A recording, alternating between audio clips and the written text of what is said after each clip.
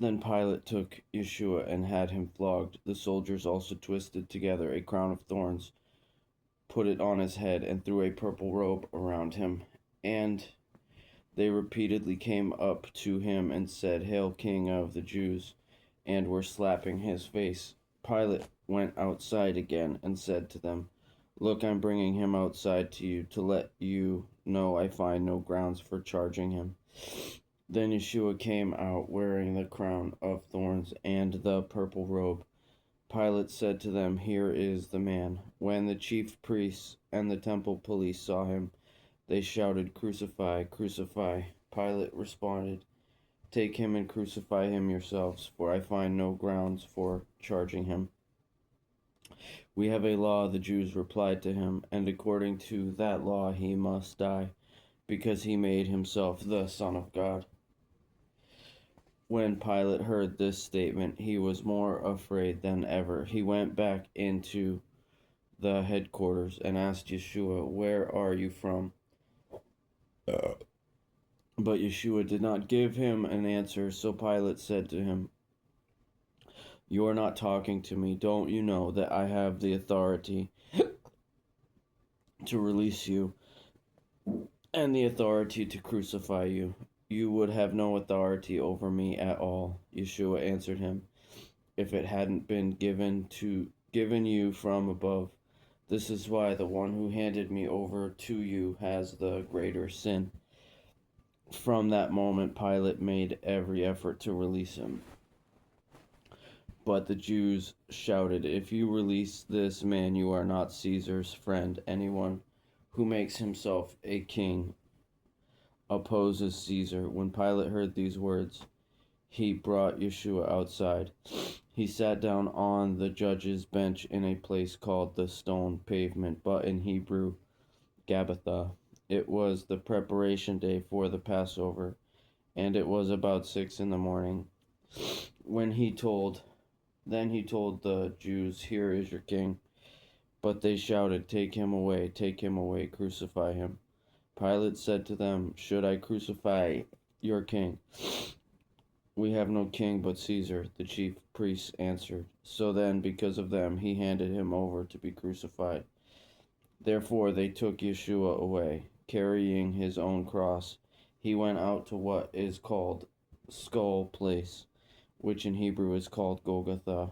There they crucified him and two others with him, one on either side, with Yeshua in the middle. Pilate also had a sign lettered and put on the cross. The inscription was, "Yeshua the Nazarene, the King of the Jews." Many of the Jews read this sign because the place where Yeshua was crucified was near the city, and it was written in Hebrew, Latin, and Greek. So the chief priests of the Jews said to Pilate, "Don't write the King of the Jews, but that he said, 'I am the King of the Jews.'" Pilate replied, "What I have written, I have written." When the soldiers crucified Yeshua, they took his clothes and divided them into 4 parts, a part for each soldier. They also took the tunic, which was seamless, woven into one piece from the top. So they said to one another, "Let's not tear it, but toss for it to see who gets it."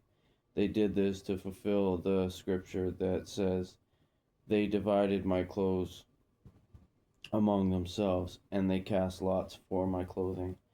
And this is what the soldiers did. Standing by the cross of Yeshua were his mother's sister, Mary the wife of Clopas, and Mary Magdalene. When Yeshua saw his mother and the disciple he loved standing there, he said to his mother, "Woman, here is your son." Then he said to the disciple, "Here is your mother." And from that hour the disciple took her into his home. After this, when Yeshua knew that everything was now accomplished, that the scripture might be fulfilled, he said, "I'm thirsty." A jar full of sour wine was sitting there. So they fixed a sponge full of sour wine on hyssop and held it up to his mouth. When Yeshua had received the sour wine, he said, "It is finished."